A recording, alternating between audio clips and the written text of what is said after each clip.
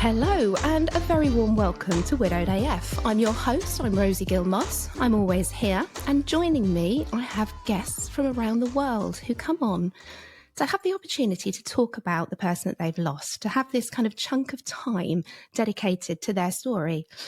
And today's guest is from Toronto, and it was going to be pretty early for her when we did this anyway, and you're now in Vancouver and it's 4 a.m. So a very warm welcome, Clare McCue. Hi. Hi, thank you for having me. Thank you for coming on, especially at this ungodly hour. I salute you. And I did say to you, didn't I, do you want to cancel and reschedule? You're like, well, I'm up now. I'm Yes. not going to go back to bed, am I? Yeah, I've already done some troubleshooting to figure this out, and Yeah, no. it's never as straightforward, these online recording systems. We try and make it as straightforward as possible, but it even gets me sometimes. I Yeah. say that like that's unlikely. Okay. So, Clare, you are here to tell your story. And as always, I don't know a huge amount. I do know, as I always like to, that was he your husband? Yes. I always Yeah. check that. Yeah. Mattie. And you describe him, and this is, I've highlighted this, you described him as a real life Ted Lasso. Now, Ted Yes. Lasso is my favourite thing I've ever seen on television, ever. I Yes. love that man. So I really want to hear about this guy. So tell me about Mattie. Yeah, Maddie, I sometimes run out of superlatives to talk about him, right? He just had this unfettered optimism and hope.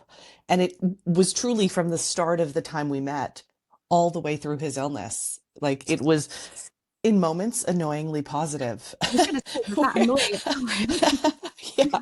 Yeah, it absolutely did, because, in the sort of the depths of your grief. And really, one of the reasons that I had written in is because during the phase where Maddie was sick, I was in anticipatory grief and Mhm. I was looking for people who were surviving widowhood because I had a window into widowhood and I Mhm. wanted to know that it was going to be okay in some ways because I couldn't imagine living 12 minutes without Maddie, let alone, the 15 months that I've now lived without him. But again, he was positive and hopeful and kind and saw the world in this really logical, beautiful way. And I live in a space of emotion. I am an emotional, that is how I lead. It's how I, operate. You need to, It's my babe. emotion. And he was just the perfect counterbalance to it. And he did. Like when Ted Lasso came out, we were all sort of like, this is just, you could have written this, but also it's like they typecast you. Oh. And Yeah. actually, when you were saying that you needed to know it would be okay. That's something that really resonated with me. And my loss was very sudden. I didn't have the Yeah. anticipatory grief. But I've not heard anybody sort of say that they almost wanted to hear from people who'd already crossed the Rubicon, as it were, and were widowed. And Hmm. and also though the idea that there was going to be some hope, like you knew they were going to be sad, and you almost need to hear that people are devastated. That 100%. you don't stay in that pit of despair forever. That there is, we know that grief goes nowhere; it sits with you, but you Mhm. build around it. And I don't think I've heard anybody say that they wanted to hear stories from widows prior to being a widow. It was one of the things that I sort Maddie and I had a very open relationship, right? As far as like I mean, you have to, right? I'm a mother. The conversations, as I mean, I didn't experience sudden unexpected death, but the conversations you have to have with kids, either when your Mhm. partner is sick or dying, are conversations that you would normally never engage in. And therefore, there's conversations that you're probably thrust into, right? We knew Maddie was not going to survive ALS, right? How we approached it was the only thing we could control. And I think he ultimately knew that, right? And that impacted how, we impacted it as a family. But truly for me, he felt right from the time that I met him. We worked together, and that is sort of how we met a very long time ago. And I mean, I was instantly like, oh, I think he's so handsome. But then I was like, wow, he's so smart.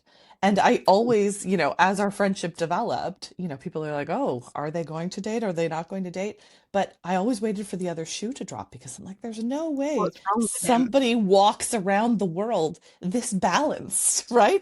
And I can kind of do. just compute that. So, uh, again, the courage, the grace, the optimism, all of the things that I have to say about him never sort of feel like enough. But in my despair with him, it would be one of those things that I talked about, which is like, how am I going to do this? Like, we know what's coming. And I would, that was a question, was, will I survive this? I would actually ask my therapist, is this like intellectually, I know that it is survivable, but is this going to be as good as it gets? Is there joy on the other end again? Exactly that. Is it just going to be surviving? Yeah. Now, Claire, so tell me about you and Mattie. So you just told me that you met, you started as friends. You know, this is always the Yeah. best start to a relationship, right? Because you know that Yes. them before you fall in love with them. And then you presumably you moved in together, you got married. Talk to me about that period in your life. Yeah, it was pretty magical. So we did work together and he reported into me for quite a while, and it was really such a in like an in-depth working relationship because he was so knowledgeable about what we were doing, right? He was a business consultant and he just knew the products, and I was so impressed with the way he interacted with people. And so it became a mutual respect because I had leadership, a skill set that he was looking to get. So we quickly sort of figured out what we could get from each other, and it became a really powerful relationship work-wise because we had opposite skill sets, right? And so there was an immense value in that. And then we just, it was a, in my late 20s, early 30s, and we were spending a lot of time together outside of work. We had a social group, a lot of the team that I worked with at the time. We were just kind of young and still going out, and it was very fun. And we spent an immense amount of time together. We would often sort of end up closing it all down at the end of the night. And it was just always like a little bit like, oh, am I picking something up? I'm like, So no, you that's both waiting crazy. for the other one to make the first move. Oh, well, yes, absolutely. And then, timing was off. And we found ourselves one night where we were like planning to go to a movie with a bunch of people. And then everybody kind of canceled at the last second, except him and I. And he's like, well, let's still go. And then both of us had this really awkward moment. Like, why does this suddenly feel like we're on a date? Right? Because it was still such a professional friendship. Um, and then it just kind of grew. And then we had the opportunity to not work in the same space, which was really important to both of us. And I was honestly in a space where, you know, I wasn't going to date somebody that I worked with. I thought that was Mhm. insane, right? It never occurred to me. And then, one of her best friends had a baby. We found ourselves all out sort of celebrating after that, and one bottle of rosé. And the next thing I know, I'm like, wait a minute, this is a bad idea. And it turns out that it was the best idea and drink that I had ever had, right? And it sort of, basically from that moment, we sort of were inseparable. And that very quickly became, again, it was very different for me. I've always valued autonomy. I've always valued everything else. Same thing for him. And it was sort of like, wait a minute, when somebody just kind of, you can show up as you are. And that was the piece for Mhm. me, is in every other relationship, you're sort of like, oh, I love this about you. And then you But start to date, and then it's like, but maybe just shift that thing that I love, right? And neither of us ever felt that. He has this amazing, amazing group of friends that he's carried with him throughout his life. And it's a large, vast group of friends. that was And something else I wrote down was that he'd weaved, and this is really beautiful, so I'm going to try and read it beautifully as it's written. He weaved for us a web of wonderful people. Isn't that lovely? And I'm assuming this stems from the group of friends that you're talking about here. yes, yeah, it's actually unbelievable. I have amazing friends. I'm blessed with a fantastic family. He has the same, but we've also lost a lot of, both of my parents passed away. His mom passed away a few years ago. And so we're very big into chosen family. It's for our son, the piece that we really instill, which is, yes, you have this wonderful base and also this. And so my best friend was like, if I hadn't seen it for myself, I wouldn't have believed it the way that everybody showed up. It was like a movie. And there were moments where it was like the duality of the life that we were living, where it was such heavy grief in his illness and also such joy. And we really leaned into the joy. Claire, you touched briefly on Mattie's illness, which you described as ALS. Now, my American listeners will know what that is, but for Yeah, British listeners, we would call that MND, which is motor neuron disease. yeah, And it's a debilitating, non-curable disease. Is that right? yeah. It's 100% fatal. There are no co-therapies that have any effect. And it's a progressive disease that progresses differently across all different folks. And the average lifespan from time of diagnosis is 2 to 5 years of survival. And it typically takes about a year for someone to get diagnosed because depending on where and how the symptoms start, it can mimic many other diseases. And we absolutely fell into the category of the timeline of about a year for diagnosis, which Take me back is, there. Would you take me to that time and talk to me about the yeah. first point you started to notice, or he started to know? I'm guessing it was you started to notice I symptoms. did. I did. Yes. Maddie would often tell me that I would worry about having nothing to worry about. And we absolutely, again, COVID hit all of us as it does, right? And so in February of uh, 2021, I'm just getting my timelines, we both got COVID a few months prior to that. So around December of 2020, we, because it was COVID, Canada had rules, Ontario specifically, where, you couldn't, have people in your house and all of those pieces. And we were pretty, cautious about it, as you were, because it was new and weird. Anyway, I say all that because we had chairs on our porch that were 6 feet apart. And that's how I really saw some of my friends, right? Is 6 feet support and like a heater lamp. And he went to get off one of the porch chairs and kind of shuffled, like kind of had to rock himself to get up. And I just looked at him like, babe, what's happening there? Like, what's what's going on? And he's like, oh, like I think I haven't been on the Peloton. Like I'm just feeling a bit, weak. And I was like, well, that's not normal. How old was That's he? Maddie was 45 when he was diagnosed. Um, and so I share, I'm like, no, no, no, that's not right. So of course, as I do, my anxiety sort of channels into, some would call it catastrophizing. I call it solving backwards, right? Which is, I I'm go going to the to do worst case. Yeah, like, and I solve backwards. And so it was really, as you can imagine, and potentially experienced getting into doctors. And so he kind of put it off a little bit, like, oh, I think it's just the Peloton, because that was sort of the symptom, was just a little bit of, weakness and whatever else. And then again, flash forward to what I was sharing in the February, I brought COVID home from work. And, it was pre-vaccine, however anyone sits on that spectrum, but it was pre-vaccine, which also meant that it was still relatively new. And so I got COVID really bad. He also had it. So the three of us in the house. So there was like isolation, all of those pieces. But I share that because Canada hadn't rolled out the vaccine, which meant doctors were even more skeptical about seeing him in person. And so it became really challenging because we had had a variant and all of these different things that were sort of new. And so, truthfully, his doctor, it was really a struggle to get him in to see her. And so I kept advocating. I'm like, no, you got to advocate. Let's switch, like switch to my family doctor. He was uninterested in that because, along with his, unfettered hope and optimism could be this like immense amount of stubbornness, right? If he was wedded to an idea, he was going to stick to it, right? He loved to debate. He loved to do all of those things, but he really didn't at that time sort of see a need to switch. Anyway, I kept shoving him in at some point we sort of lucked out because they then thought that potentially it was long COVID. I knew it wasn't long COVID because I had seen these symptoms before. that. But I was like, get into a system somewhere.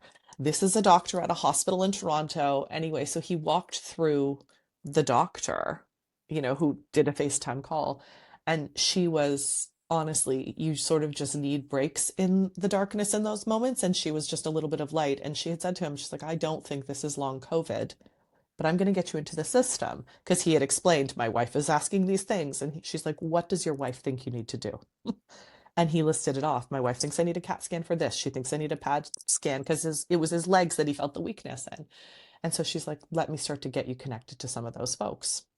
And so that would have been around the May of 2021. In, 20, like the summer of 2021, that doctor had, sort of ruled out again long COVID. I had been sending him to like aqua therapy. I had been sending him to any physiotherapy. And, we had done the pad test and it was like, no, it's not the arteries in his legs. And again, the list of my Google fears kind of continued to dwindle. And it was like this one at the bottom corner that I was like, I don't want to stare this one directly in the eye because I knew about ALS. I had read Tuesdays with Maury in university, right? And I couldn't put that book down. So I thought, no, it can't be. Like, this just can't be, right? Like, no way. Anyway, we continued. And at some point, they're like, we're going to refer you to a neurologist.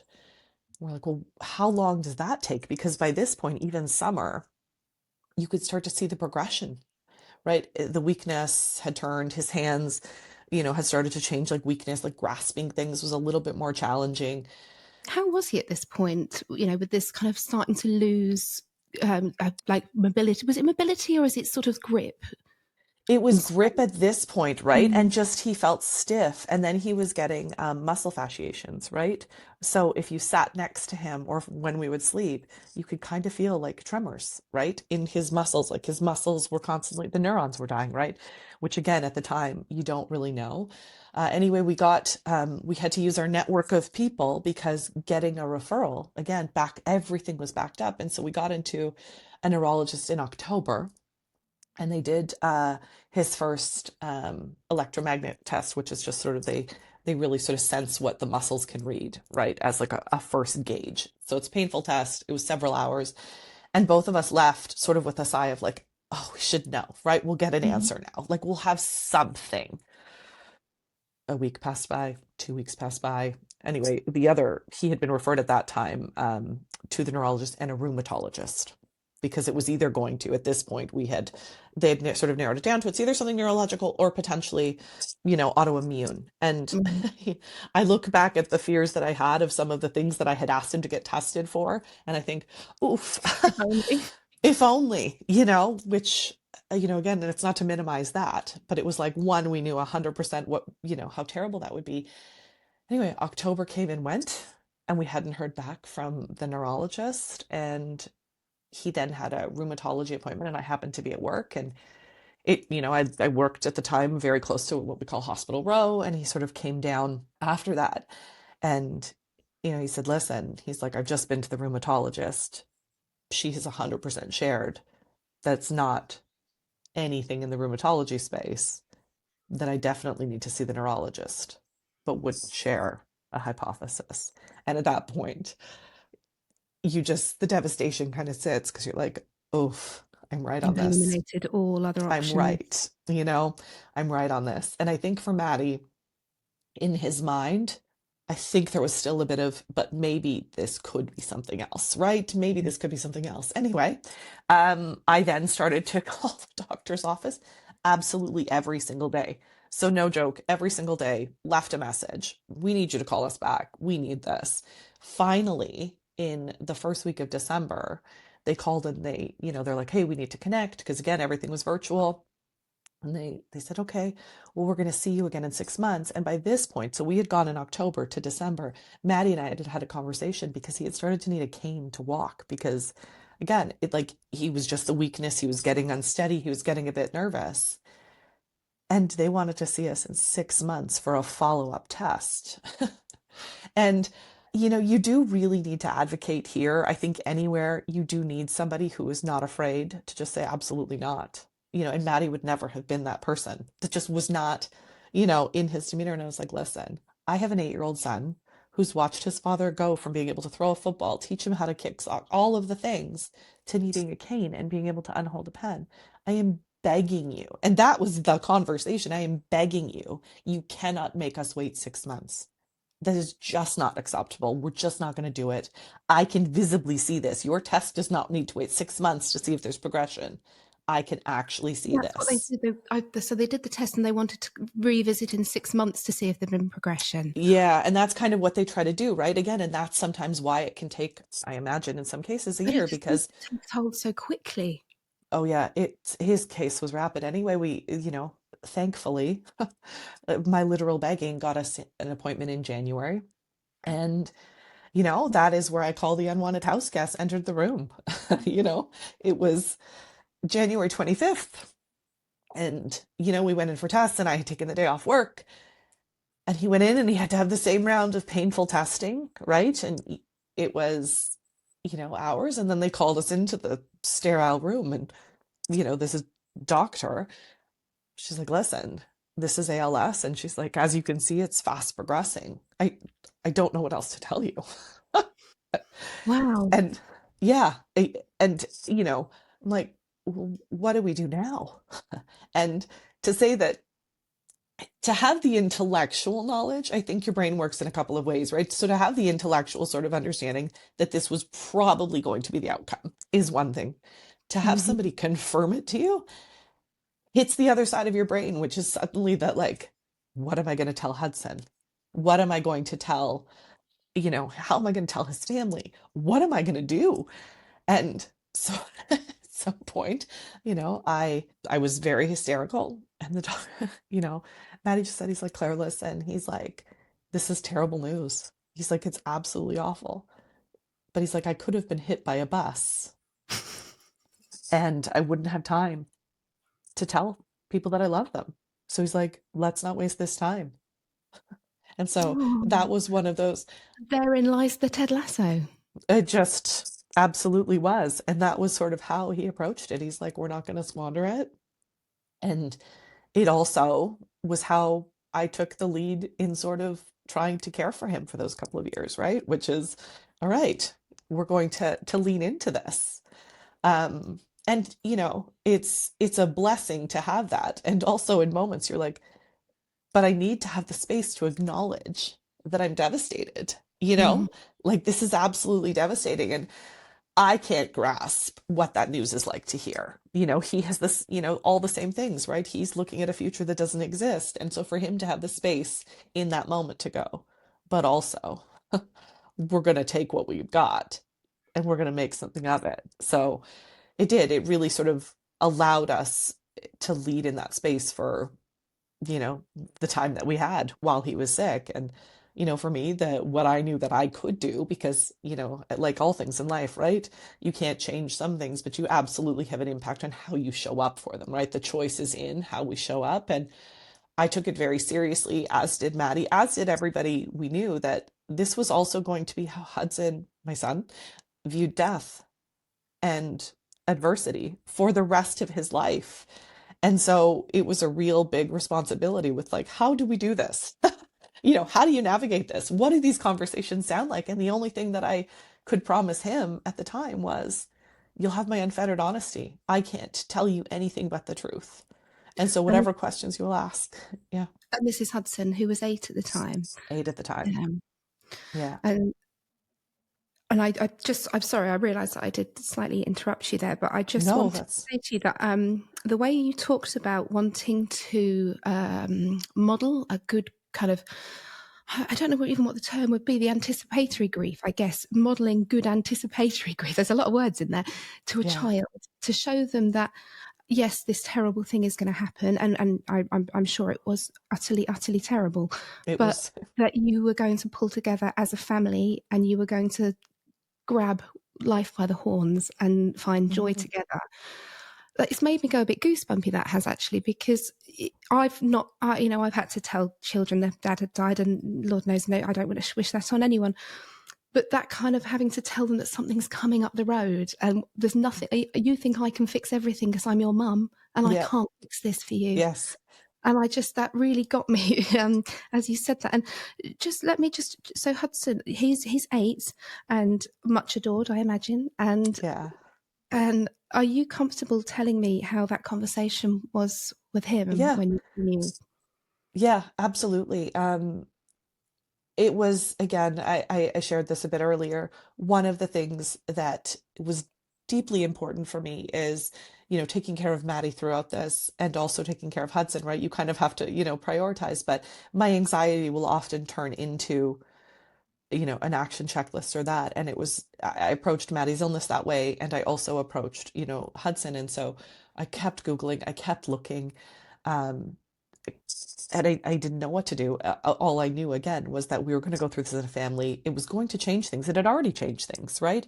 Mattie going from being sort of able-bodied and really participatory with Hudson to sort of having to say, "Ah, I can't kick that ball," or, it just had already shifted the relationship. And so, we sat down with Hudson and just really in plain sort of language was like, hey, listen, you've seen, you can tell, and we've shared with you that dad's going to the doctor. Here's what the doctor said, and here's what this means. And that was his question: is daddy going to die? Of course. And I said yes. um Take your time. yeah, and it you know again, you're processing things. To use my own, you're processing things so rapidly. This was new information to all of us as well. Hmm. And also, you're watching it process through your kid and seeing your child sad. Like, it is, there's not a lot that gets me more, maybe, and you alluded to it earlier, which is you're a fixer. You're often the person, you put the band-aid on the wound, you kind of teach them, you navigate this, and it's flying a plane while you're building it in this particular moment, which is, again, Hudson, I've never navigated this before. And so, Hudson plays soccer. And so a lot of the conversations that we would have about it would happen, in that windshield time, which In the was car, those, yeah. yeah.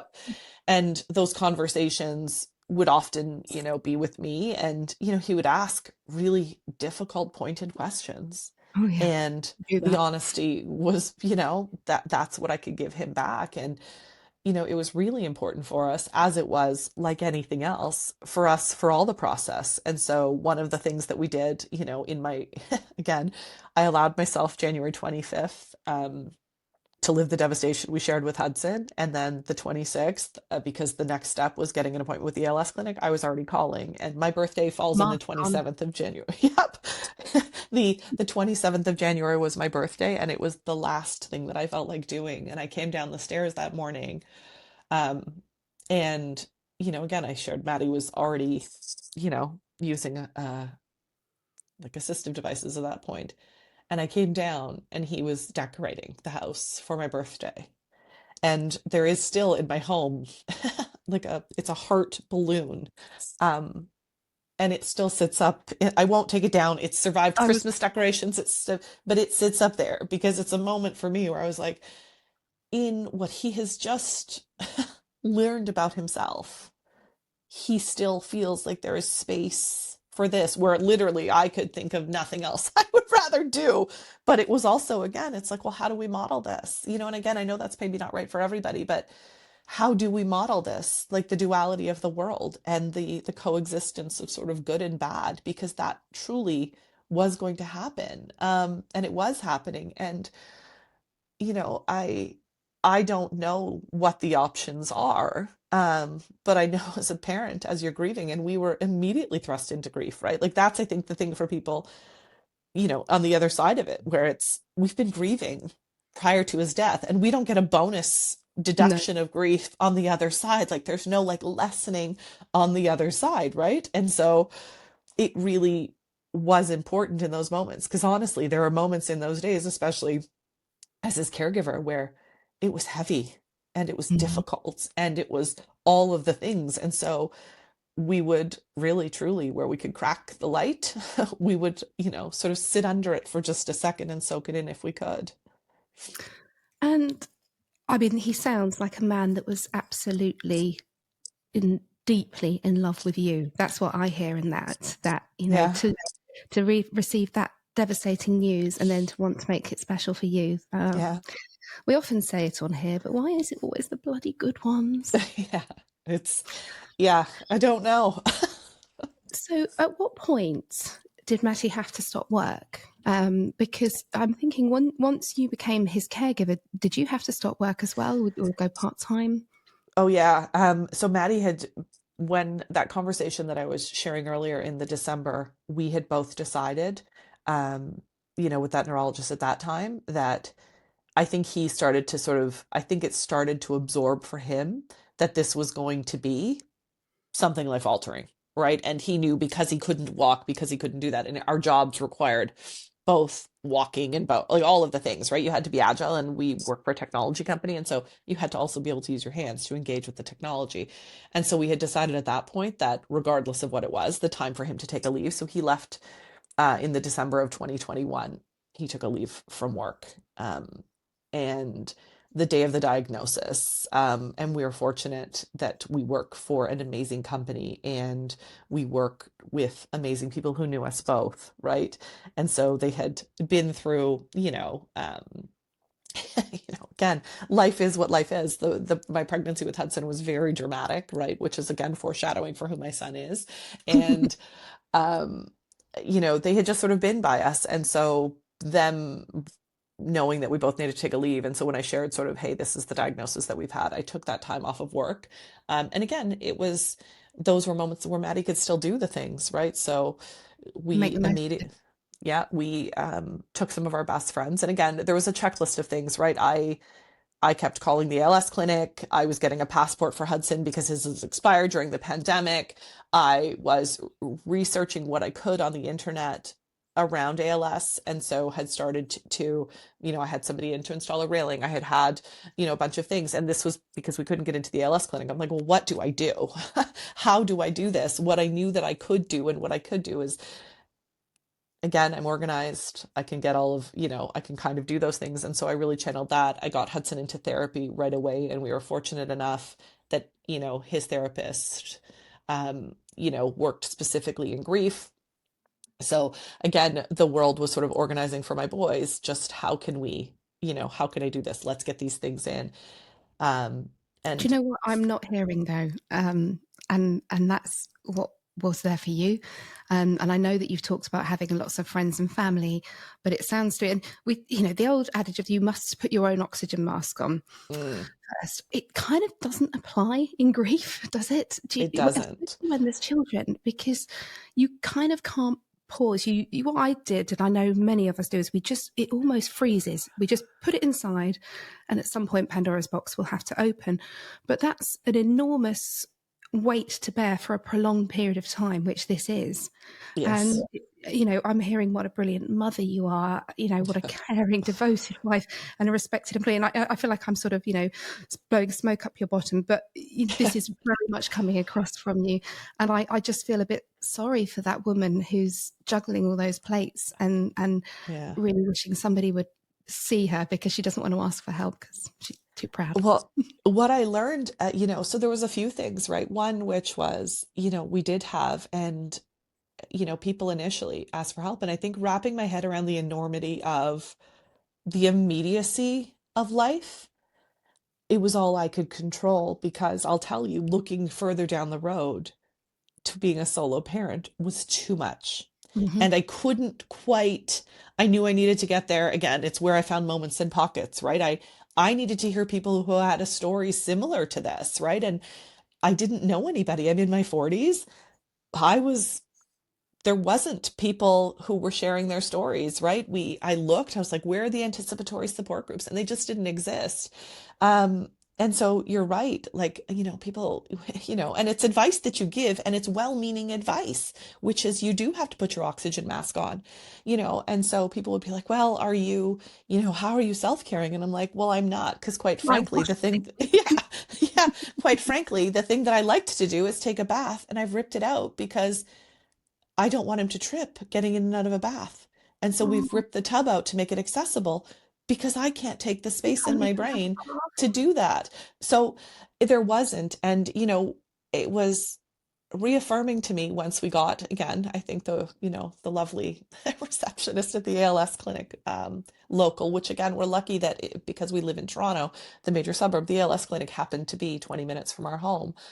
Um, but I called every single day and was actioning things in the background, right? Let's get your speech. Let's start you voice banking. I've heard this is a thing because it can be. So let's get ahead of it while we can. And by the time we got to that first appointment where the woman bumped us up because I think she was tired of me calling every day, um, Squeaky wheel. yeah, well, I was like, we will take a cancellation. We're close. You just let us know. We will take whatever we can. But I want the help. And when we got there, they do a rotation. It's a multidisciplinary clinic. You see a neurologist, you see an OT, you see a speech therapist, you see, a physiotherapist. Like you see everybody. And, Mattie laughed. He's like, did you catch that every time we went in a room today, they had suggested something that you were already doing? Oh, you should get this. And he's like, oh, we've done this, right? And the OT was like, she's like, I can tell that you guys are a great pair, but Yeah. it was the gift that I could give him in all of this. And so, yeah, there was no self-care. And so once we got to that first clinic, the self-care that I decided at that point is like, okay, Hudson's in therapy, we've kind of got the things that we can in place for now. I need a therapist. Hmm. I need somebody for Emotion. myself. And that was my therapy. And so I got a referral from my son's therapist who was lovely at all of the things. And she's like, do you have anything? I'm like, Nikki, they have to be the opposite to you. And I mean it in the most respectful way. They have to understand that I have a potty mouth. They have to understand that do not tell me to box breathe, And so when I met my therapist for the first time, that was sort of what I said is I need real talk. I don't want you to tell me self-care because it's actually not a reality of my situation. Yeah. My son has asked for two things, right? Which is to try to not move home because that was one of the things we considered. Because the financial burden for Hmm. ALS, like that's one of the stats, right? Is, income typically, loss over the duration of an illness can reach $250,000. And that's a substantial amount of money. We certainly didn't have $250,000 to lose, right? And that's from renovations, the medications that, do what they do and or don't do. And Hudson wanted to be able to play soccer, and I needed to be able to do those things. And he plays competitively. And so it kind of meant like juggling between home Hmm. and keeping his life and not changing his school and not doing those things because some consistency we felt at the time was really important, right? He was undergoing change. And so, how do 100%. you keep some things feeling normal in the Yeah. unnormal? And so, yeah, I said to my therapist, I'm like, you're going to have to hear me swear. You're going to have to hear me at my low, and you're going to have to be able to hold that space because I have a job to do. And it's Yeah. a really important job. And that's what that space is. And I think people do often have a misconception about therapists because they might go to one and it's, it might be somebody that does box breathing or it might be Yeah, somebody who's quite hard on them, whereas they wanted a more gentle approach. And actually, you've got to find the right person for you. I remember when I first saw her in front of mine, I was like, yeah. and she didn't bat an eyelid. I think she's got this amazing poker face because sometimes I try and shock her and she just, I think it's kind of like dating. That's how I described it. And it was how I described it to Hudson, who has no concept of what dating is. But like you kind of know when you know, right? And or like trying a wine. I'm not a wine connoisseur. Maddie absolutely was. I just knew what I didn't like or want more than I knew what I wanted. mm, Right. And so it's like, please don't tell me to do this. Please, like it's ineffective, right? I kind of tried it when Maddie was getting diagnosed and we were going through it. And it was like, no, no, no. I understand what I need. And I was fortunate enough that I found a kick-ass woman to I think support you're me through incredible. it. I want to be more. So, and I'm just going to I won't dwell on Hudson too much, but the fact that you got him therapy so early on, I think is probably going to have been absolutely invaluable in him processing what was happening. Oh, And I guess when you can't really say, can you? You don't know how he would have been if he hadn't. But we correct. know that the impact on a child of anything like this is huge. And Yeah, all of us who are parents will, the first thing we think is our kids. We said about this, and it's how can I get them through this without them being completely fucked is a basically hundred what they're percent. in your head, isn't it? How do I Oh, stop this ruining the rest of their lives, but also absolutely. maintaining the magnitude of it? Because you don't want to brush, and well-meaning generations prior would have brushed it under the carpet. We don't talk about it because it'll upset the children. We know that doesn't work, but you also don't want them to live with you in that pit of despair. It's so difficult to navigate by yourself, and it's something that I would say Yeah. to anybody: if you can get some therapy for a child who's grieving, you should.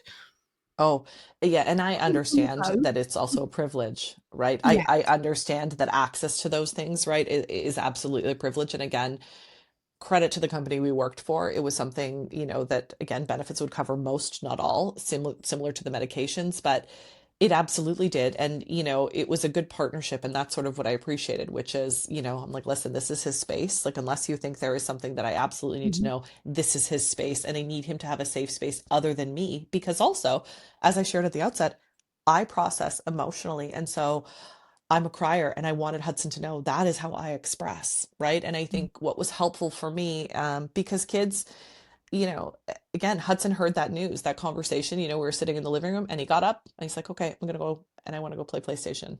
Mhm. And I was like, have we raised a psychopath? What's Oh happening? my Right. God, exactly But the same thing. you do. And so getting the support of somebody to help me understand how kids navigate it. And she, aptly described it, right? She calls it puddle jumping. Um, you Yes. know, yeah. And so for me, it was like, well, explain what that is. And she's like, okay, so like basically your grief, you're in a river and it's fast moving. It's a current. You can't get out of it. Even if you tried, you're in it, right? And some moments your head is above the water, some moments you're out. Kids will jump in that and it's a puddle. But when Mhm. they're in the puddle, it's equivalent to your river. And so it's fast moving, it's there, but then how they process is they then jump out, they need to do something else, and that's how they absorb. And so it was helpful because my inclination can be, let's process, let's have the conversation, let's really Yeah. dive in, right? And so helpful to know that that wouldn't have been helpful, right?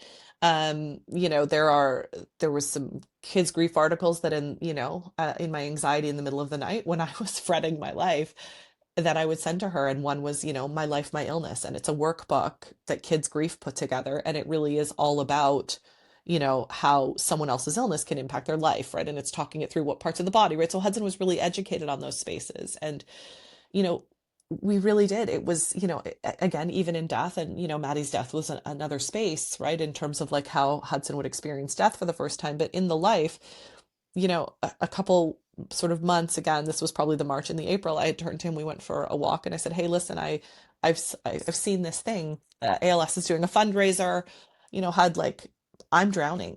Like, I want to be really clear with you. Like, I feel like I'm drowning. I feel like we need to give back. We know we can't change daddy's outcome, but like, I actually think we can do some good. And he's like, okay, like, let's do this. Do you think we could fundraise? We put together a goal. And then again, our community, we smashed it. So it's called Hudson's Homies for Hope. And I'll be honest, like, I knew at the time that it would do some good for him. It would do some good for me. It would do some good for Mattie. And it allowed our community to feel like we were doing something because, again, you can't control any of this. And so, we set a goal of $2,500. And I was like, oh, I don't know if we're going to raise this $2,500. This is our fourth year doing this walk. And Hudson has set a goal. If we raise $17,000 this year, he breaks $100,000 over the 4 years. Yeah. Wow. But that Wow. has given him so much, Yep. right? And I so get that. last year, we lost Maddie last year, and I was like, I don't think I can do this again. And he's like, Mom, you said that people needed us to do this. Oh, And I this was like, oh, kid, man. there's the accountability. I was like, damn it. They do listen. And so, it gave back to us in so many ways that at the outset of doing it, it truly was just because I was feeling so dark that I needed him. I didn't Mhm. know if he was feeling similar, but I needed him to show that you can still move forward or do something, even if it's hard, or even if the Yeah. space that's sad, right? Like, it's sad. This is Yeah. hard. They got to throw out Lou Gehrig's Day 2 years ago. Maddie and Hudson got to go on the field and throw out the opening pitch, which is Lou Gehrig is a baseball player. I realize that Thanks. won't translate over there. It's like that won't translate, but it's how they mark ALS Day here, right? Is Okay. like because Lou Gehrig was a famous baseball player and he had it. So every year, Major Baseball does it anyway. So he went and threw out the first pitch with Maddie on the field. And so Maddie at that point was in a wheelchair, but it was a core memory for all of us at that Yeah. point, to be able to do it. Yeah. So, Claire, I think I'm going to have to take you to the end now, Mm, and not of the interview, but I think I've let you off for long enough now. We're going to yeah, talk about Mattie's death. Now, my understanding of ALS, it is ALS. it No, is. Yeah, oh my God, I can't believe I had to check that. Sorry, that's okay. Shall I ask the question? MNDALS, all the acronyms. I was going to say, shall I ask the question again? But let's just leave it in. This is the beauty. It's in the rawness. Yeah. Now, I don't know much about the speed of deterioration at the end. I'm going to hazard a guess that it's not nice, and I'm sorry that I'm going to ask to take you there. Yeah. But I think I know little about this, and I'm sure many of our guests know little about it. So I think and also kind of it's your right to share this shitty Hmm. time. You tell Yeah. us. Yeah, and that's a bit of a longer story, the end, because the end sort of starts at the beginning, which is we in Canada have an ability um, to use medical assistance in dying. And one of those conversations that was early and awkward um, was, me sharing with, like, I asked him, I'm like, listen, like, this is hard. And also, I'm really aware, and I don't know at that time that he had sort of really dove in to sort of understand what was sort of coming for him. I was intimately aware of what was coming for him. So again, ALS, it's a motor neuron disease.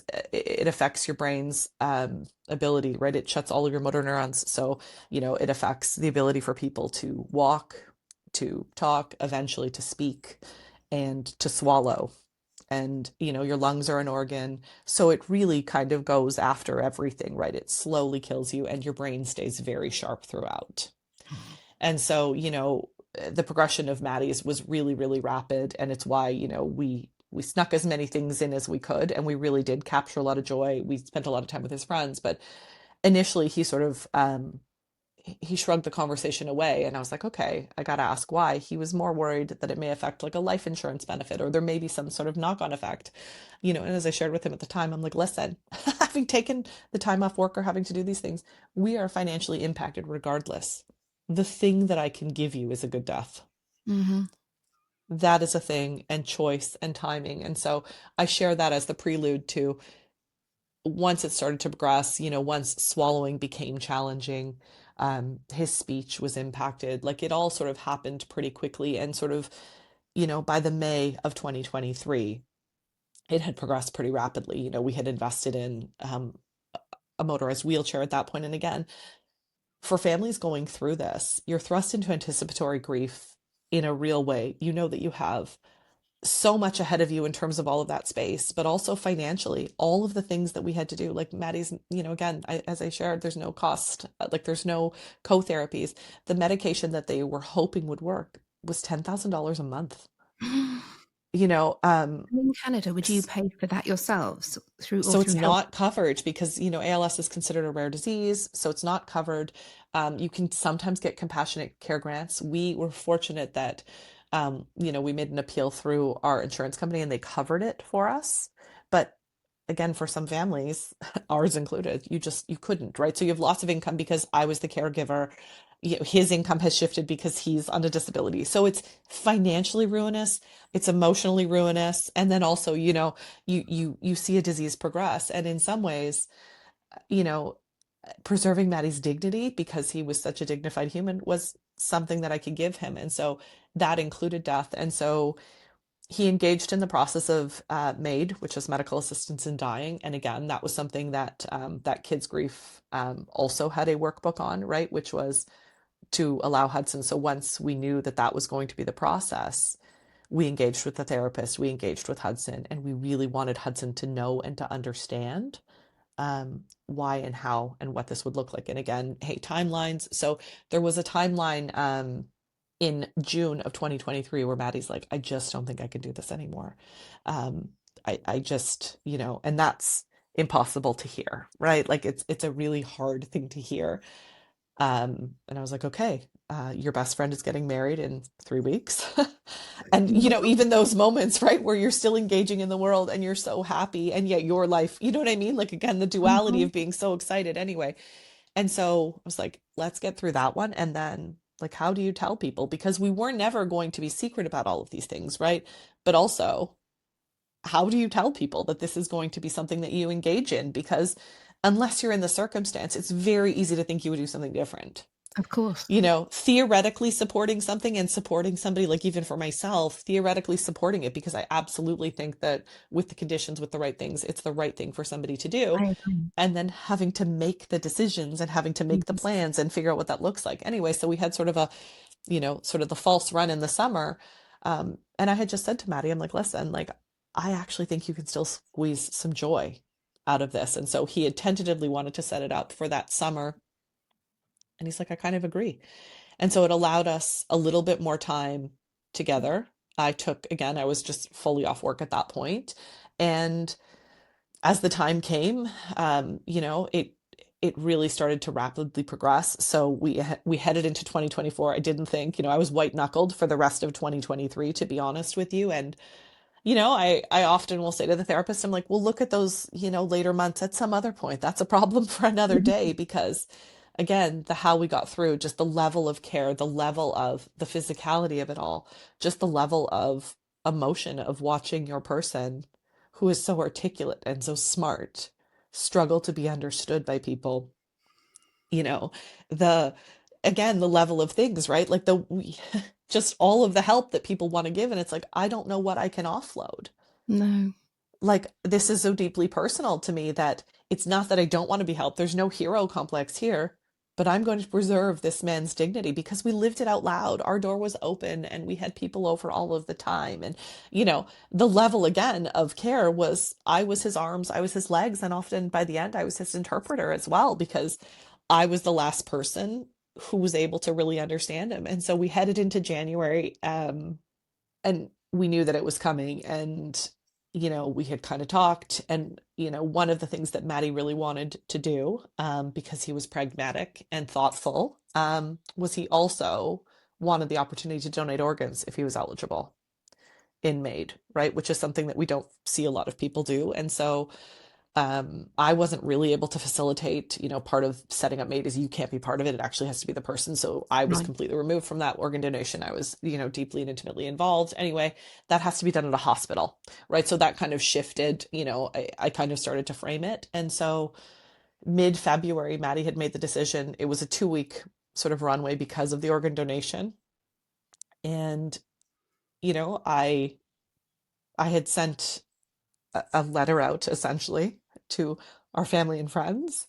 Um, and our intimate people knew, they just didn't have a date. And it was like, this is, again, something that's really difficult. I understand that many of you may have feelings about it. That's okay.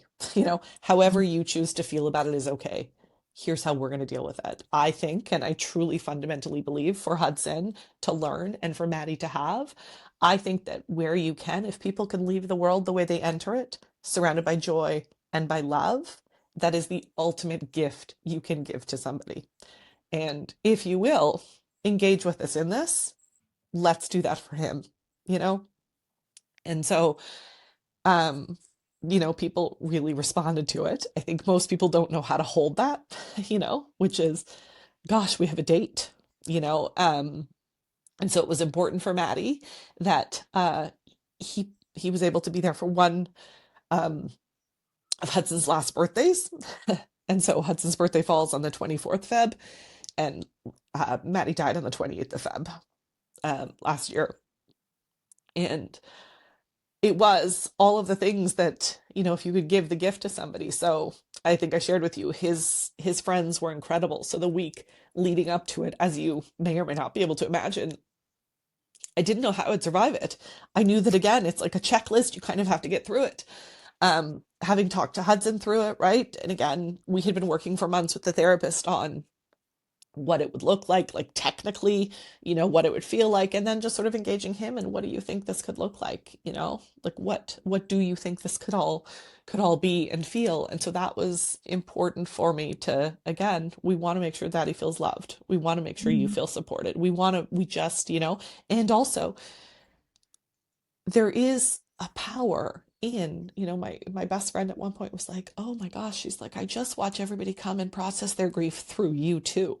And she's like, it kills me that that's what's happening. She's like, you're already carrying this. And I'm like, and I don't know, again, if it's for everybody, but for me, it was so lonely, right? Which is why I sought out your podcast. I didn't know anybody like me, that not losing him alone, the community of sadness was actually comforting. That he was so loved, that it was going to be a profound loss for all of us, comforted me, right? And the way our people surrounded us. So, the week of, Hudson had mentioned in passing, he's like, oh, I really wish, that I had had a sleepover like Daddy did with his friends.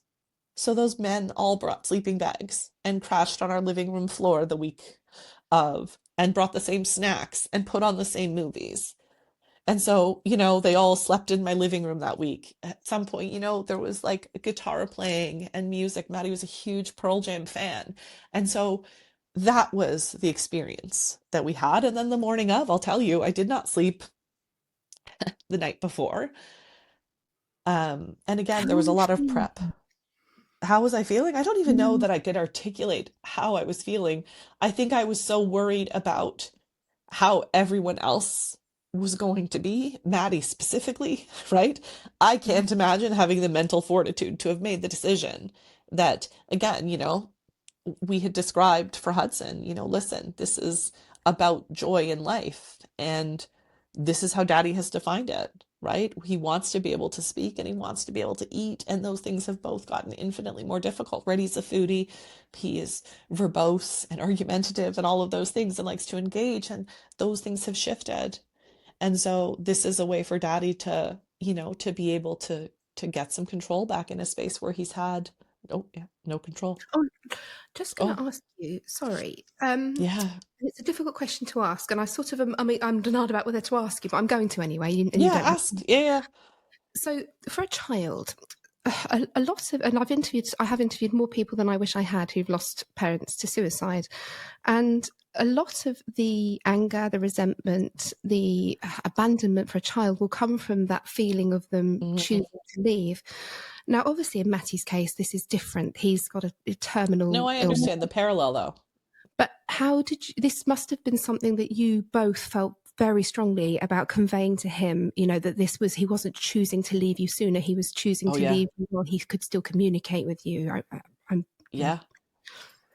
Yeah. I mean, Maddie for the last few months used his eyes to communicate, right? Like he had an iPad and software, and that was how he would like our conversations largely became text conversations. And so Hudson knew.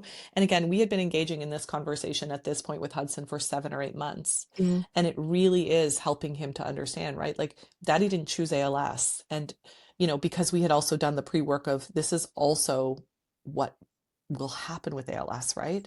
yeah. Like Hudson had seen the introduction of BiPAP machines into the house. He had seen the introduction of all of the assistive things. He had like the disease is so visible, and so yeah, this is about daddy getting a choice. This isn't about so it's nuanced, but this is about daddy getting a choice in a good death Mm, where daddy didn't have a choice. Daddy would never choose to leave us. ALS chose that for him. So the mm, choice is not about him staying, it's about choosing how ALS, like daddy's going to die with ALS. This is a choice in how ALS death yeah. happens. That's the Yeah. choice. And I guess actually, when you're thinking about suicides in a sort of more conventional, in a suicide rather than an assisted Yeah. death, um, the illness is often invisible, isn't it? Of course. So Yes, the person absolutely. may have been suffering for years and years with this debilitating illness, and I guess, and the children would have been able to see. Whereas I guess here, Hudson could see the deterioration in his dad, and he sounds, from what you've told me, like a very empathetic, emotionally intelligent young man. Oh yeah. He wasn't not noticing. No, I mean, I certainly don't want to paint this as though we've done all of the things right either, right? I think where Hudson struggled is it's in the week of his birthday, right? And that's a problem we had to address this year, right? Because it was the anniversary and all of those pieces. But Hudson, I think, felt strongly that, Daddy could choose this, right? And again, it was the deterioration and just how difficult everything was. Like for Maddie, it was so visible. Like it was hard to watch it and not understand the difficulty with which, he couldn't move. He was paralyzed, and again, brain fully intact. And again, that's part of, I think, having him brought along in the conversation. And again, rightly or wrongly, kids will fill in the blanks, right? Yeah, And so I think the more you engage them at an age appropriate level, obviously, but I didn't want Hudson filling in the blanks. This was never going to be a Maddie choosing to leave us, no. right? And we had that conversation as a family multiple times. That wasn't what this was.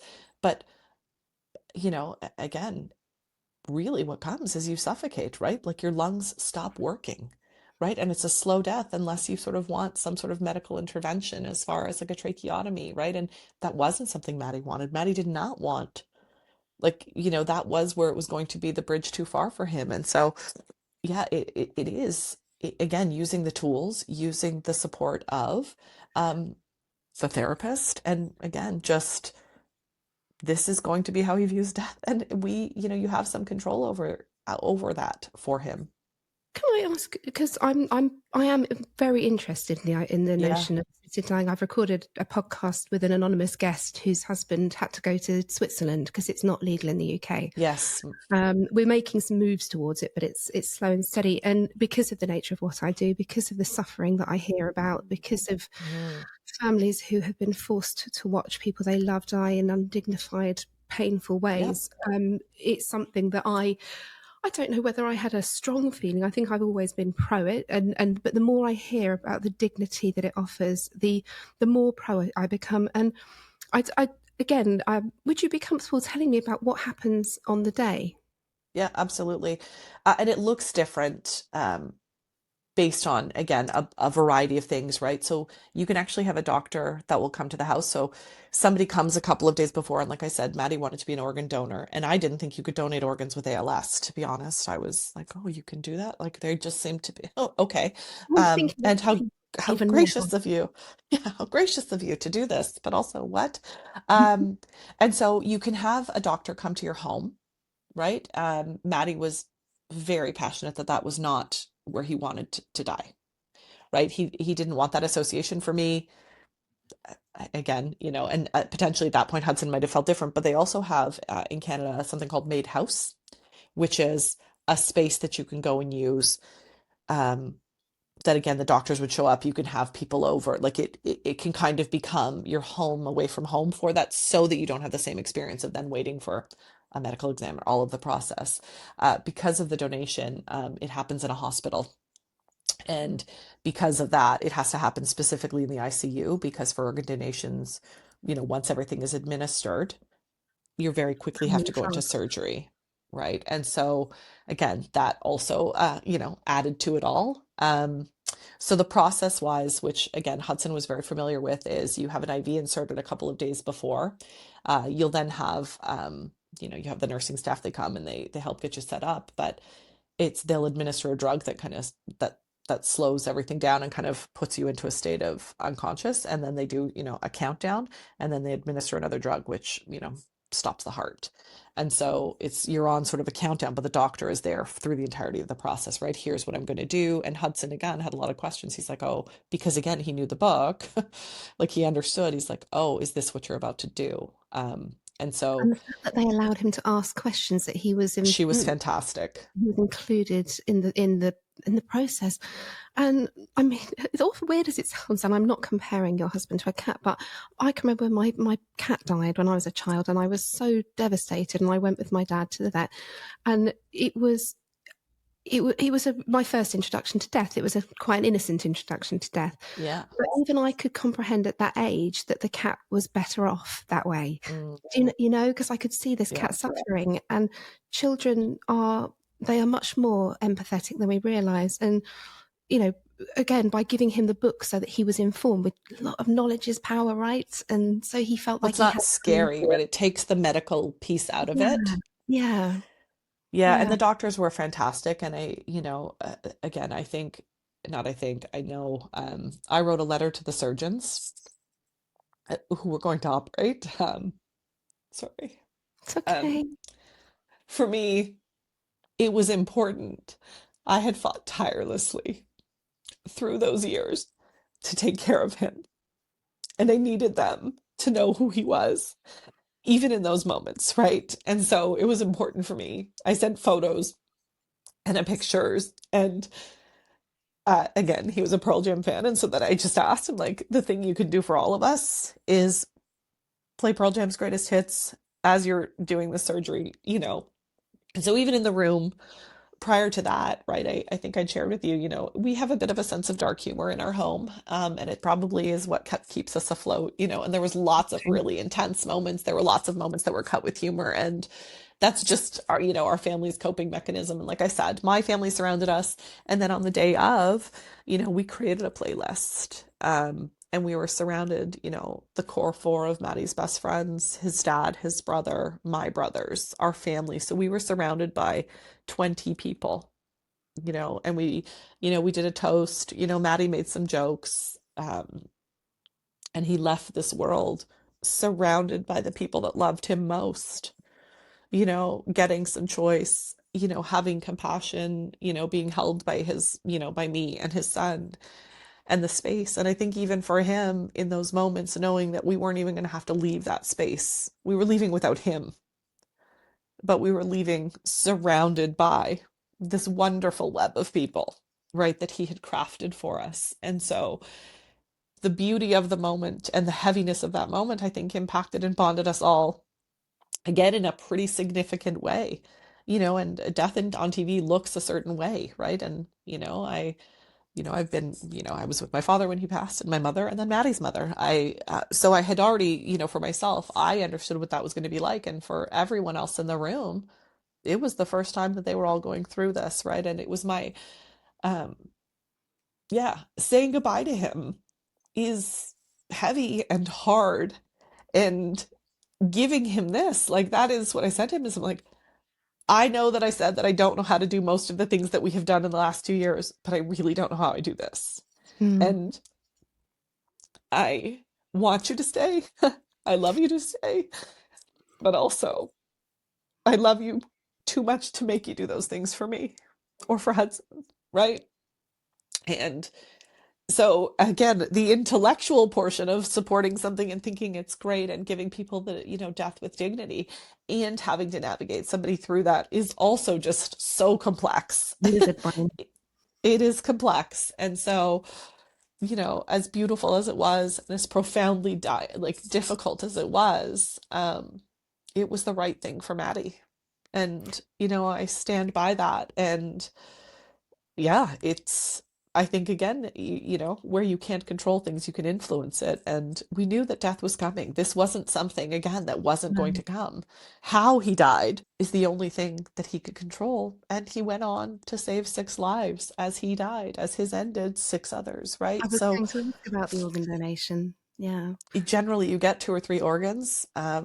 They were able to donate his lungs and his kidneys and isotopes, so somebody doesn't have to take, their diabetes medication. And, his mom was diabetic. So like the give back even of that, I was like, well, this is like so Mattie to do. Jesus. I put you in Yeah. touch with my very good friend Billy, who I've not managed to persuade to come on yet, but I'm working on it, Billy, if you're listening. His husband died very suddenly, and his heart was able to be transferred, and he met the man whose life he saved Mm. and his family, and he put his hand on his heart, and it just makes me go all goosebumpy, because it's such a special thing to think of, isn't it? That part of them is saving somebody else, especially a man like Matty, who sounds like he'd have done anything for anyone. Yeah, I think that's the thing. I think, outcomes, right? Like it's similar to, the ALS walk, right? It's you can hope, right? Even when his was done, again, I think definitionally for Mattie, right? Hope wasn't the sense that everything is going to work out okay, but that there's meaning in how things work out. And I think that was how he defined hope, right? Is there could still be a different hope for someone else, right? There could be something different, right? His outcome was never going to be different. So that was important for him. Thank you for sharing that, because I'm not going to lie to you, I didn't know that was coming, because it wasn't in your notes, naughty. So, and because assisted dying is not legal here, I don't speak to many people who've gone through the process, or Mm. well, watch somebody go through the process, and I felt completely unprepared, and I wished that I'd had more articulate questions to ask you, because you shared that so beautifully. Actually, I didn't need to ask you many questions. You got it. I think there's a book in you, lady. How did your friends and family, because obviously you did manage to have lots of people there, but that's your kind of core. And I'm just thinking as well, how many people get to have 20 people that love Well, them at the that's, end? yeah, None of us want to die. None of us want to die in our 40s. But if you're going to go, right, that's the way you want yeah. to go. I think it's barbaric that we don't do this. Did you have anybody who was sort of not on board, who questioned it, or sort of, made any comments? I don't know. I think I shared with this with you, which is I had sent out the letter, and in the letter, I kind of addressed, I get that this can feel deeply Yes. personal for all of you. And again, however you choose to engage this or not is your business. I'm not up for debate on it. And There's no people space said for that. you, and Maddie's dad had a hard time with it, right? I think that was, Maddie's dad, not for anything, but I mean, again, you're never you Never should read. never bury your child, right? And so, I think for him it was more around not the process of it, he's a doctor himself, but more about, gosh, does it mean that there's something we've missed, right? And I think that's What the if? grasp is, yeah, like what if, right? And again, his dad doesn't live with us, and so for people who didn't live with us, like if you spent any time away, right, like, and you'd come maybe every few weeks or whatever, the progression was so rapid, and so I think if you weren't with it every day, you kind of had a milestone or a moment in your mind of maybe where he was at. And So no, I'm sure that people had opinions. We absolutely, because I also, it's very important for me that there is no shame in it for Hudson. Mhm. And so we absolutely, like everything else, like the illness, like the disease, like our sadness, right? Like we did not hide our sadness, as much as we had the joy and the home was open, we were very open, right? I don't want people to think this looks a certain way, right? This was not about an appearance, and similar, there's no shame in the decision. This was Maddie's decision. Maddie made this decision, and the only thing that I could offer him was, again, my unfettered support in this for him, because what was coming for him and what had already come for him was awful. Mm. And there is no therapy, there's no co-therapies, there's no drugs. I mean, I know there's more funding than there's ever been, and yet we're still, for sporadic, which is what his, right? There are two types, right? So one is familial, which is 5 to 10% of the cases is passed down in lineage. Maddie is sporadic. They don't even understand why Maddie got ALS.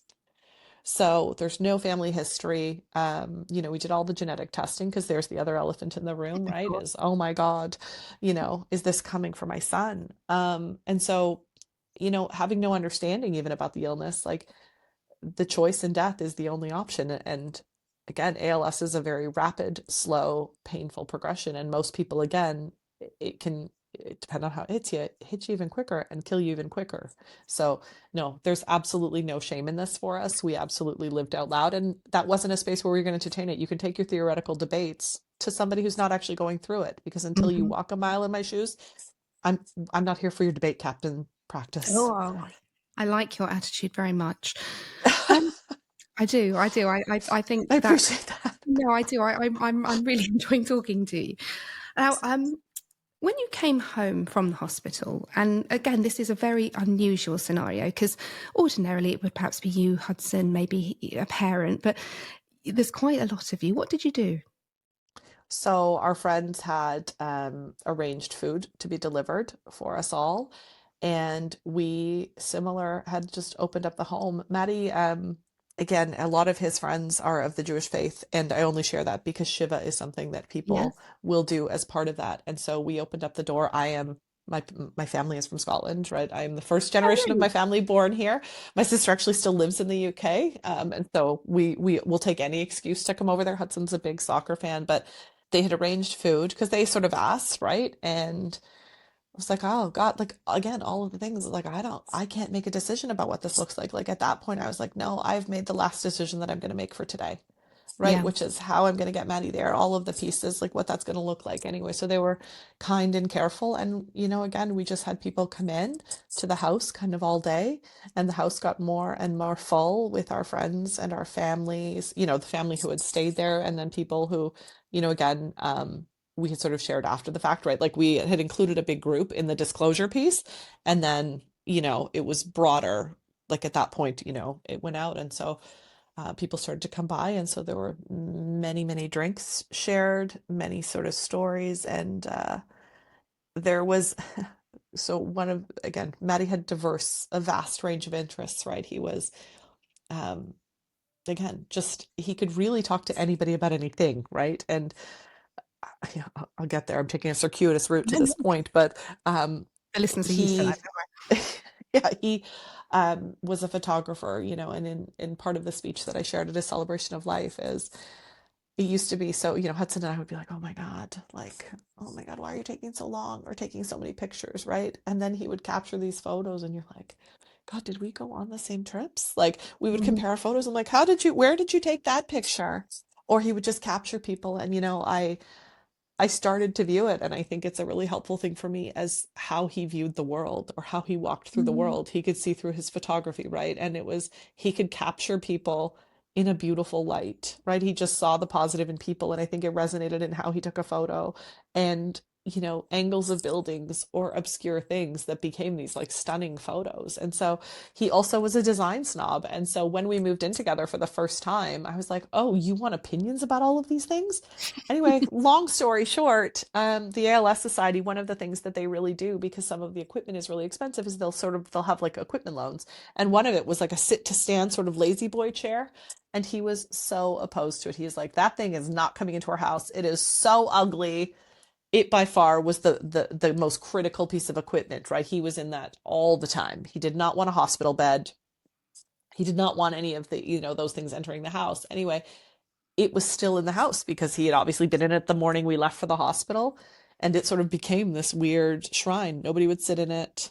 And when we were talking about him, everybody would sort of look to it because for so long he had been in it, right? And so this ugly chair that I'm like, oh my God. And then the biggest twist of irony is like this chair has become this unofficial Do you still shrine have to the him. chair? No, it has got, that was actually a very hard thing to get rid of. It was one of the last pieces of equipment that I got rid of.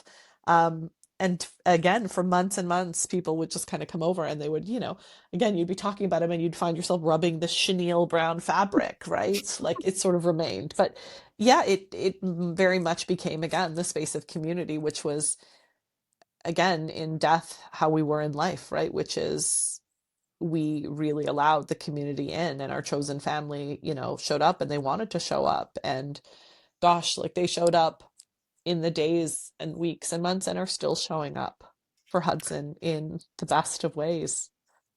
Well, I was going to just ask you, at what point did you feel the weight, the strings get cut? At what point did you drop this baggage, this weight of caring and anticipating grief, or are you still carrying it? I always think you feel almost like a puppet going through the motions, and then there comes a point in your grief where the strings cut and you just can't do it anymore, and the mask comes down and the grief kind of just bursts out of you.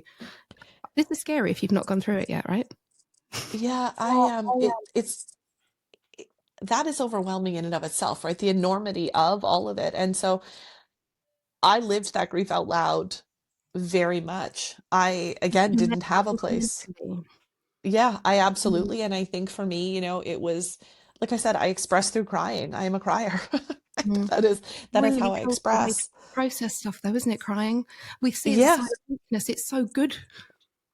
I think it's situationally appropriate. That is sort of like how I describe any emotional. Does this emotion react to the situation? Does that correlate? Okay, Yeah. then it's Not quite situationally appropriate.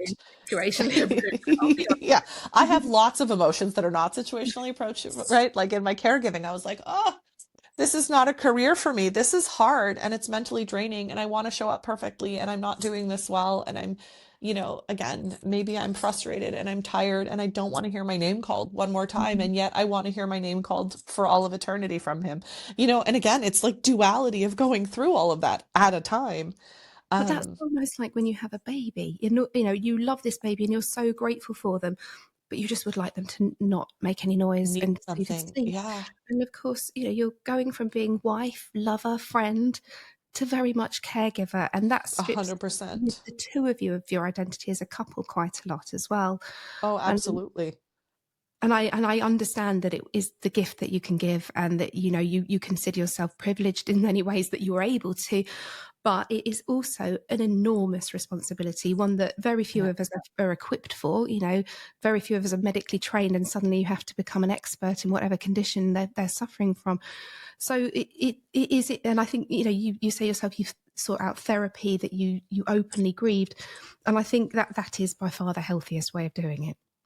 Again, you've touched on it, which is you just don't understand like the level of tired, right? Like having a baby, right? The level of tired, the level of worry, hearing a BiPAP beep. And I was having phantom beeps after he died, right? Where it's Mhm. like, you sort of startle awake. And so, yeah, I sought community out. Community is an important space for me. And, I am blessed. We are blessed, right? Like again, the idea of we really do seek as a family. And again, it's not because we really again, we address, we call it out. This is a terrible thing that has happened to us as a family. This is not making Hudson stronger. It's not making me stronger. There's no gift Mhm. in this. There is like, we don't live in that space. But what we do live in is there are gifts amongst the rubble, right? Like that's how I describe it to my friends, right? My life is literally in ruins. And yet there are gifts, right? And can we identify those moments, right? Like one of the early things that Hudson's therapist had him do, which we adopted very quickly as a family, was rosebud thorn, which is in every day there's a tiny bit of good. What was the rose of your day? What's something Mhm. little you're looking forward to, that cup of tea in the morning? And what's something that was really shitty that happened to you today?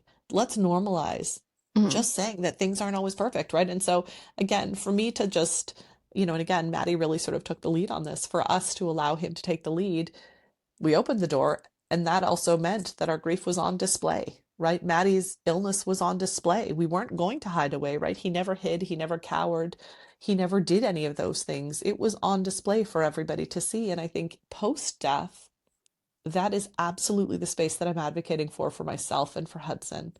And it's really important for me that, people think you hit this 1 year mark and it's like, Mm. whoa, my God, you've graduated grief. That's my joke with my therapist. I'm like, when do I get my certificate of graduation? When am I through this? And so I sought out some community, right? And, I was very jealous, or envious is maybe the word, that the UK has something called Widowed and Young, and we don't Mm. have anything like that. So I had, fortunate to find a grief group, and I was the youngest in the grief group by 35 years.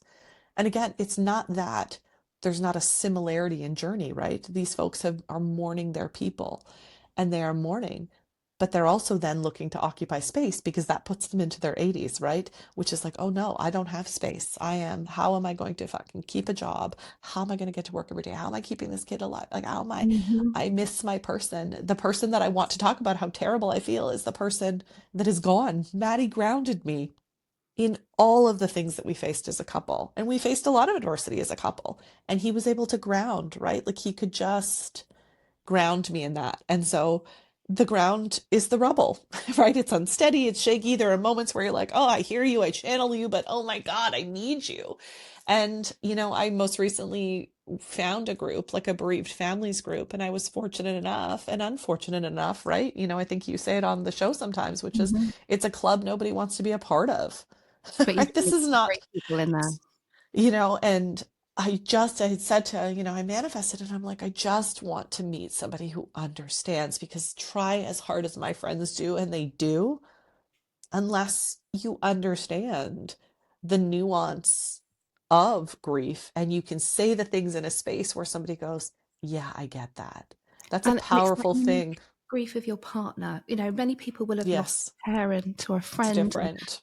and I'm not diminishing those griefs at all by Nope. any stretch, but the loss of your partner is the loss of everything. It's your, Hmm.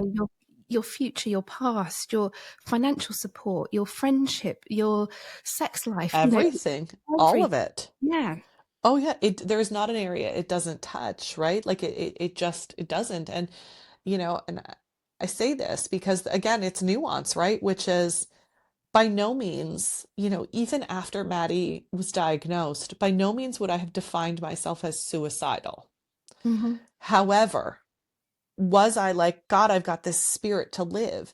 And being able to say that to a group of people who understand nuance of like, oh, if something happened, you'd kind of just be like, okay, right? You Hmm. need the safe spaces to have your stories resonate, right? I think, in the last few years, the thing, like, again, in the diversity space, it's like representation matters. And I think in the grief space, it matters. We are Hmm. a grief averse society. We are a death averse society. And the thing and the places that I advocate for my son is you need to self-advocate. One of the, again, you can probably tell we're big on transparency, we're big on openness. And one of the places that I leaned into was, and we call them WNP. That's like the acronym for Hudson and I, but it was well-meaning people.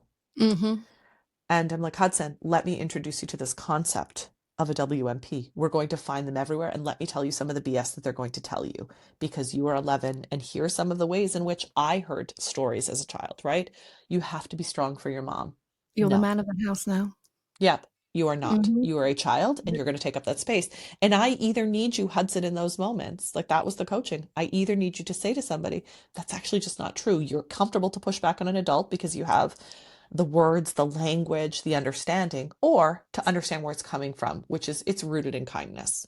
So one of those two things needs to happen for you. You can advocate for your own space and push back, or you can go, okay, I kind Let of understand where roll. it's coming from, and thank you so much, right? And we do because we run into it all the time in unorthodox places. And he'll just kind of wink at me and say WMP. And we both then have a moment of going, cool, let's dice. And, we'll talk about it after. Like, why do you think that is? Right. And he heard them all. Right. I bet he did. You know, yeah, he did. Like, you lost your dad, but God found him. And he's just like, Oh, what? yuck. Yuck. Oh, But that's all of it. But again, it's where is that coming from? That person wants to fix it. That person wants to have something to say. They're not comfortable in the silence as an adult, right? And so, and there's all also of these that fear, concepts. our own fear of death, people that want to believe that you're in God's arms and things like that.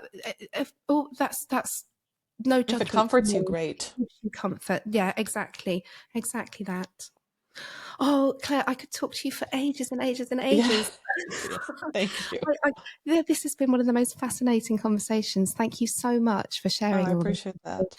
And I always feel like I'm being a bit patronising when I say this, but I feel very proud of you as a widow to widow because Thank you. you're everything that you've done to look after your son, to help to maintain your own mental health and sanity to, the extent it's possible in widowhood.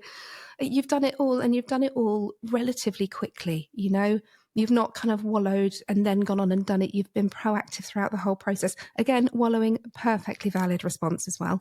I did Oh, plenty yeah. of that. And I can hear it in your voice that you guys are going to be okay. You were looking for hope when you found the podcast, and I think that you have created your own hope. And I really hope that you will check back in with me. I'd really like to bring guests back on again and see how they're doing, like a year or two afterwards. I've got an idea percolating, but please stay in touch otherwise, because your story is fascinating, and I may want to ask you more questions again in the future. Anyway, Yeah, I would love that. Thank is you there for anything providing the space. is there anything you wanted to say before we finish? I don't like to leave anybody with words unsaid. No, I think thank you for um, allowing, I replied to the email. Thank you for allowing the space and grace, right? To say someone's name out loud, right? And I think that's the piece that, again, if people who happen to not be widows is just say their name. Mm. Yeah, don't avoid it. Yeah, and allow people to speak their name, right? And I think that's been a powerful, in the aftermath of the life that we're trying to craft. It's the lessons that we're trying to teach our friends and family, which is you don't make us sad. We're already sad. We're perpetually Yeah, sad. But yeah. what You can't make me sad by saying Ben's name. That's not going to yeah, happen. yeah, right. And so allow us the space to just have our people present, right? Because they're invisible to us in so many ways. And so if you can allow them to still be present, allow It that matters. Yeah. presence. I'm having we're putting, this is being recorded in June. It's Ben's 50th birthday tomorrow, and I'm having a small barbecue at the house just to bring people together because, as you said, he might not be here, but he's here, in some Hmm. Well, you waffy can keep them capacity. here. Yep. Yeah, exactly that. Now, anybody who is listening out there and has been affected by ALS, or as we call it in the UK, MND, then please don't hesitate to get in touch. I'm going to expect you guys might have some questions about the assisted dying laws in Canada as well. So please ask. I can try and answer. I can pass questions over to Claire. I'm sure she'd answer them for you. And thank you, everybody, for listening out there. I hope that however you are, whatever you're doing, that you're managing to keep putting one foot in front of the other, because some days that really is all you can do. Keep going, my friends. I'll be here, back with you soon. Lots of love out there. Take care. Thank you for listening. If you found this episode helpful, hit follow or subscribe so you don't miss the next one. And if you think someone else may benefit from this, please do share. We'd also really appreciate a quick review. It helps more people find the show. Thank you again, and see you next time on Widowed AF.